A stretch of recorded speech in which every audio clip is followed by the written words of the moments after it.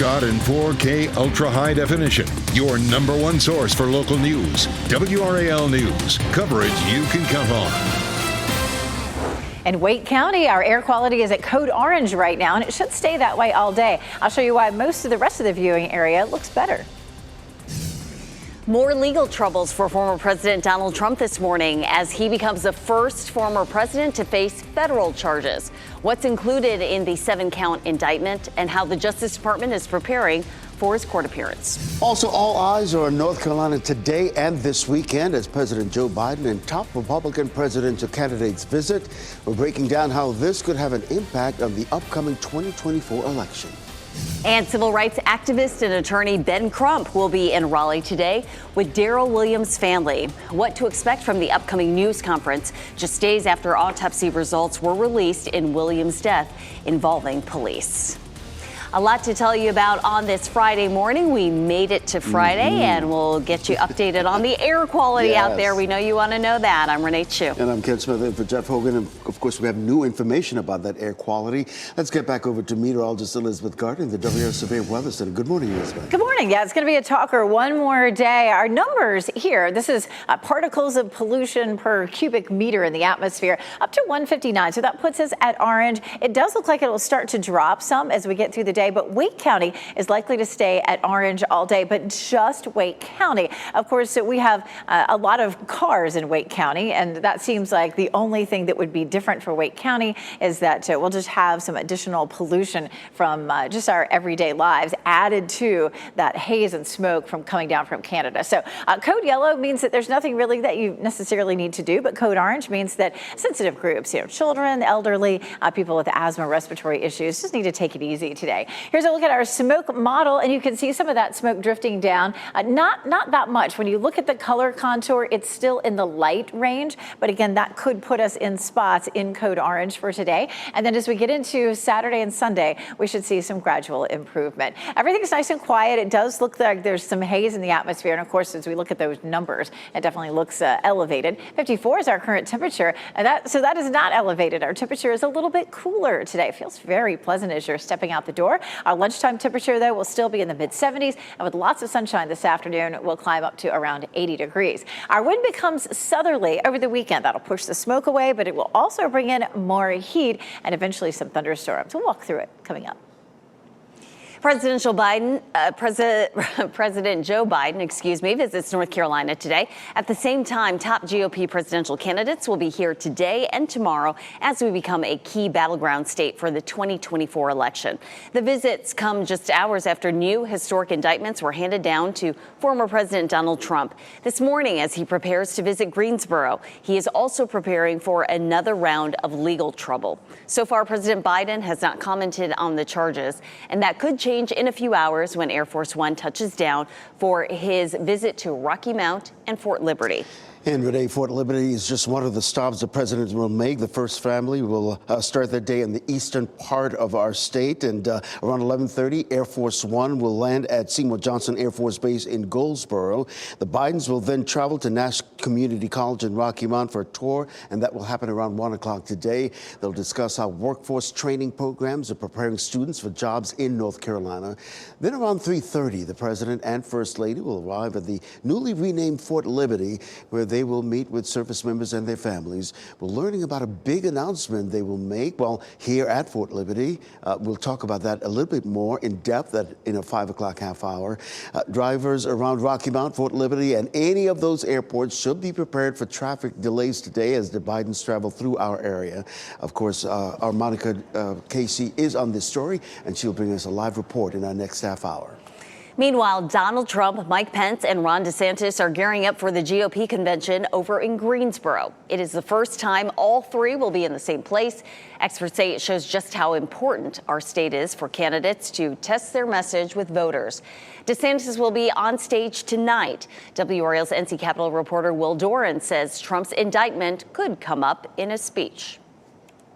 You know, he sees his path to the nomination as convincing Trump supporters to move to his camp. So, you know, I don't know what he's going to say about this. You know, he'll probably reference it somehow, but, you know, you got to kind of be careful not to be too critical, and, you know, you don't want to turn off the people who you want to come and vote for you. As for Pence and Trump, they're slated to speak at the state GOP convention tomorrow. Well, now to that historic indictment against former President Donald Trump. Officials revealed overnight the Justice Department is moving extra resources to Miami, Florida, where Trump is expected to appear in court Tuesday on 7 federal charges. Now, Republican officials here in North Carolina say Trump is still planning to speak at the GOP convention in Greensboro tomorrow. And federal prosecutors are still remaining quiet this morning, refusing to officially confirm that indictment.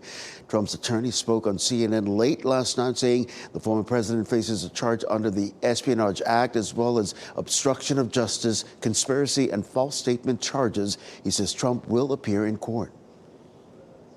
He's disappointed that this is where we are as a country, and this is where the Department of Justice is. But he's not. You're not going to see him, hide in Scotland. He's going to be ready to handle this case and help his attorneys fight it. And we'll see. It'll make some excitement to see who shows up at the table on Tuesday, I guess. Well, Trump himself shared this video last night denying any wrongdoing. The charges are linked to his handling of hundreds of classified documents found at his Florida estate. Well, this story will continue to develop throughout the day and over the weekend as the top politicians visit our state. Download the WRAL News app. You can stay connected with the latest information, the Trump indictment, President Biden's visit, and other top Republican visitors, as well as the GOP convention. You can also visit WRAL.com for full coverage. Happening today, civil rights activist and attorney Ben Crump will hold a news conference with the family of Darrell Williams, who died in Raleigh police custody. WRAL's Michael Grace is live at the police department with how they're responding to the autopsy results released this week. Michael. Yeah, that's right, Renee. And Crump actually gave a statement to WRAL yesterday saying that those findings were, quote, a direct result of excessive and unreasonable police force. Now, the autopsy report lists the cause of death as cardiac arrest, with a number of other factors contributing to that, including cocaine intoxication and the use of a taser. The report notes Williams had a documented history of heart issues, which he references in that body cam video released a couple months ago. The video shows that on January 17th, officers shocked Williams 3 times with a taser outside a sweepstakes parlor. Now, the 6 officers involved in the incident have been placed on administrative leave. WRAL is going to have full coverage of that press conference. It's going to be starting at 11:30 this morning over at Mount Peace Baptist Church. Live in Raleigh, Michael Grace, WRAL News. One man is now in custody, but 2 others are still wanted by police after murder in Fayetteville. Glenn Tedder II is set to make his first court appearance today. He faces a list of charges, including first-degree murder, larceny, and conspiracy. Investigators say he's responsible for the shooting death of 33-year-old Timothy Shannon. That happened back in April. It happened on King Charles Road. Deputies still want to question 2 others in this case, Glenn Tedder Sr. and Joshua McQuaig. Call the sheriff's office if you can help. A Durham High School assistant principal and head football coach is facing charges this morning, including attempted rape. Charges against 48-year-old Lewis Harrison also include felony breaking and entering with intent to terrorize or injure. Authorities say the incident happened on March 21st. A Durham school spokesperson tells us Harrison was suspended the next day. He later submitted his resignation effective June 30th. Harrison had been the head football coach at Hillside High since 2016. He's also listed as an assistant principal with nearly 20 years of experience as an educator. Harrison is expected in court later this month. Well, that haze from those Canadian wildfires is starting to lift along the East Coast, moving toward the Midwest and to our south. Also, firefighters appear to be making progress in putting out the fires in Canada. Today, thousands of people forced to evacuate because of those flames will be allowed to return home, but hundreds of fires are still burning all across Canada, and officials there say fire season is just getting started.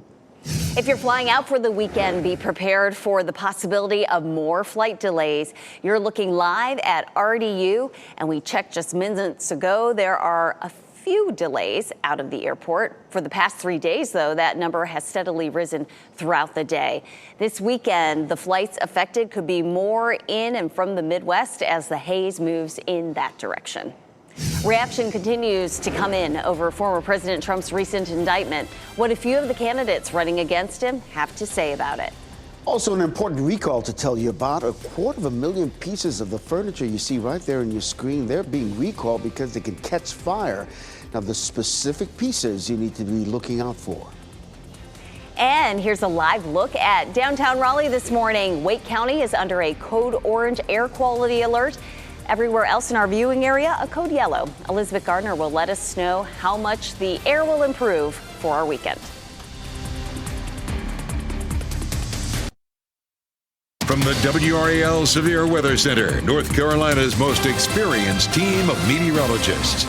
It is 4:43, and of course, the air quality will be an issue for today, but as we get into the weekend, it should look better. It should look pretty good for most of the day. You can see yellow for the bulk of the viewing area. It is orange in Wake County, and again, that means children, elderly, anybody with respiratory problems just needs to not overdo it outside, especially this afternoon. We are looking at some fairly high levels right now, but it does look like that'll drop down a bit later on. So we'll take a look at that in just a little bit. In Apex, all is quiet. You could run into a little bit of patchy fog this morning, and for a lot of kids, I know in Wake County schools anyway, it is the last day of school before summer. Woohoo!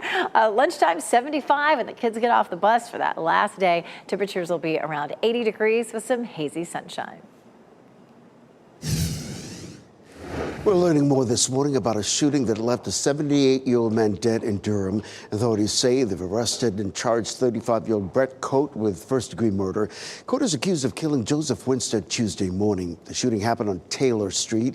Investigators say the two got into a fight right before that shooting. Coate remains in the Durham County Jail without bond. More reaction is pouring in this morning as presidential candidates express their thoughts on Donald Trump's most recent indictment.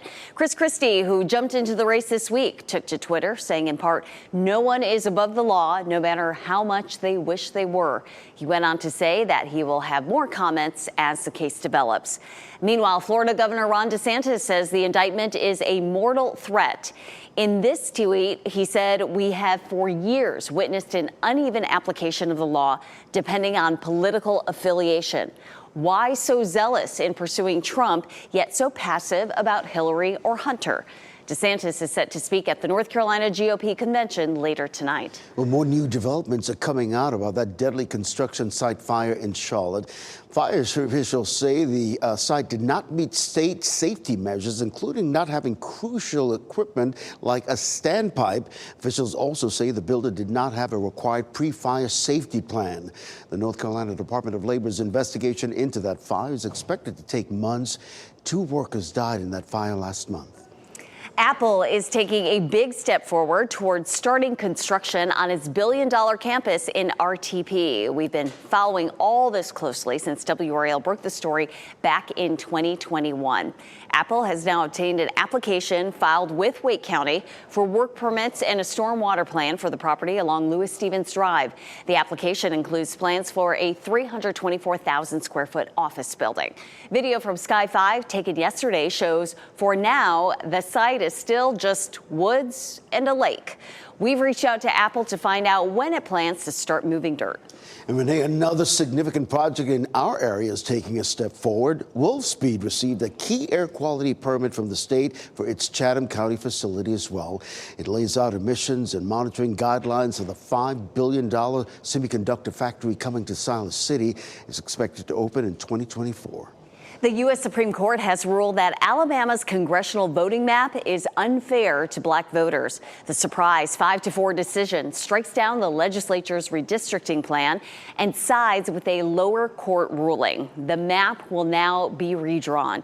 Despite the ruling, the Alabama Attorney General has vowed to fight on. 250,000 pieces of furniture being recalled because they can catch fire. According to 5 on Your Side, the recall is for Ashley Furniture's Party Time collection. Officials say LED lighting in the cup holders has overheated and caused a fire 6 times. Now, if you have this product, unplug it and contact Ashley for free repair. Have you ever wondered where all the education lottery money goes? The Lee County Commissioners want to use a portion of it for new auditoriums at 2 high schools. Southern Lee and Lee County High Schools both need new auditoriums. Combined, the projects will cost about $20 million. Education lottery money would pay for a part of it. For the idea to move forward, the school system must vote to approve it. It is 4:47 as we once again talk about the air quality out there and the alerts that are issued. Meteorologist Elizabeth Gardner in the WRAL Severe Weather Center with a gauge on how many pollutants are out in the air. Yeah, and check this out. Overnight last night, we had sort of a lobe or a big batch of some unhealthy air that moved into the area. So we're sitting at 159 right now. It's not likely to stay that way all day. In Wake County, we should drop back down to orange. And for most of the region, we're going to be at moderate for it today. But really, I'm going to show you this on the computer model coming up in just a second.